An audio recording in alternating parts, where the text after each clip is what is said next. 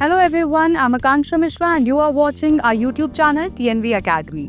Every organization wants productive, skilled employees, but training without a plan is like building a house without a blueprint. That is where ISO 10015 comes in.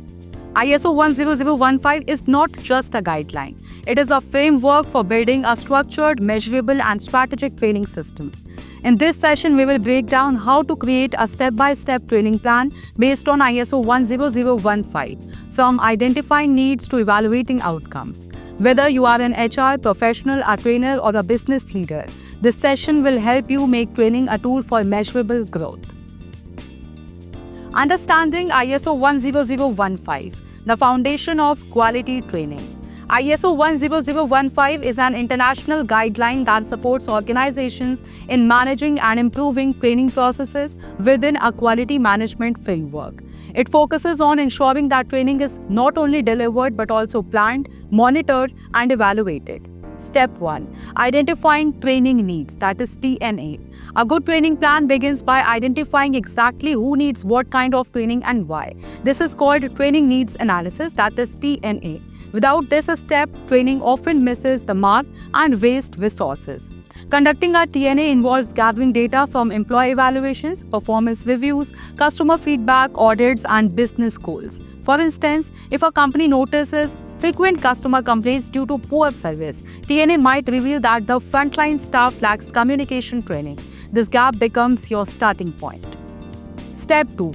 Setting clear, measurable training objectives. Once the needs are clear, we move to training objectives. Objectives are the foundation of your plan because they define what participants should be able to do after the training. ISO 10015 recommends using SMART objectives.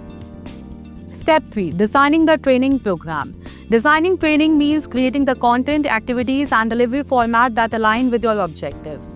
The content must directly connect to the skill gaps identified earlier. For knowledge-based objectives, you might use videos or lectures. For behavioral or skill-based objectives, simulations, workshops, or role plays are more effective. Always designed with the learner in mind, using real-life examples, case studies, and active engagement methods. Step 4. Planning training logistics. Training doesn't happen in a vacuum. You need to plan out the logistics carefully. This includes identifying your target audience, choosing dates and venues, in person or online, allocating trainers, preparing materials, and estimating the budget. Create a training calendar, assign responsibilities, and ensure resource availability. All of these should be documented in a formal training plan document, which becomes the operational roadmap. Step 5. Communicating the training plan. Communication is key to the success of your training. Once your plan is ready, communicate with all stakeholders, participants, trainers, and managers. Share the training objectives, schedule, and expectations. If there are any prerequisites or pre-work, let the participants know in advance. Good communication ensures higher attendance, better preparation, and a smoother delivery process. Step 6. Delivering the training. Now it's time to deliver the training as per your plan. Whether it is a live workshop, online session, or blended learning module, the key is engagement. Start each session by clearly stating the objectives.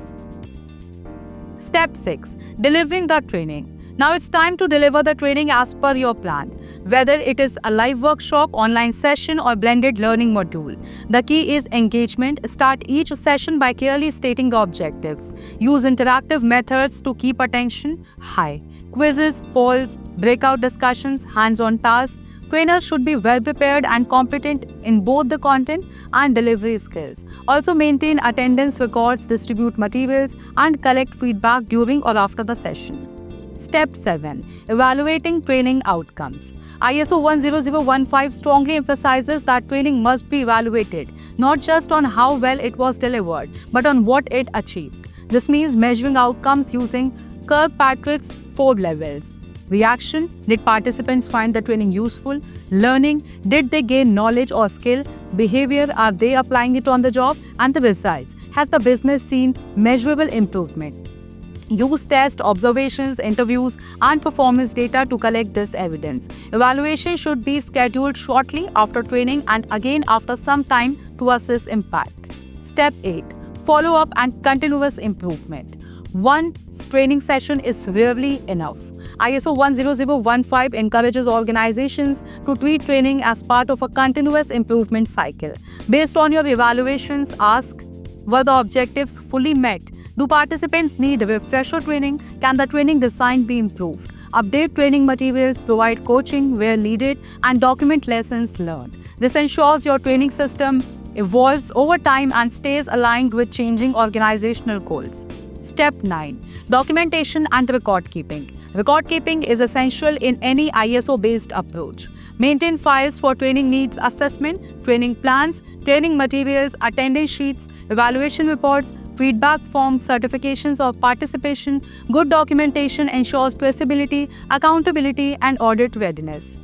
Step 10. Reporting to management. Lastly, training data should be analyzed and shared with top management. Report on number of sessions held, number of participants trained, training cost and ROI, performance improvements, future training plans. Turning training into strategic growth.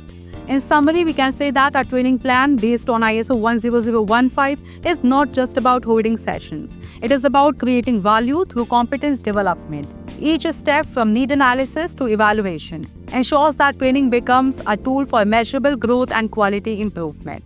Organizations that follow this method can reduce waste, increase efficiency, boost morale, and align learning with business goals. Training without a plan is a risk. ISO 10015 gives you the map, follow it, and turn training into transformation. Thanks for watching, and I, Akanksha Mishra, will see you in the next episode of TNV Academy.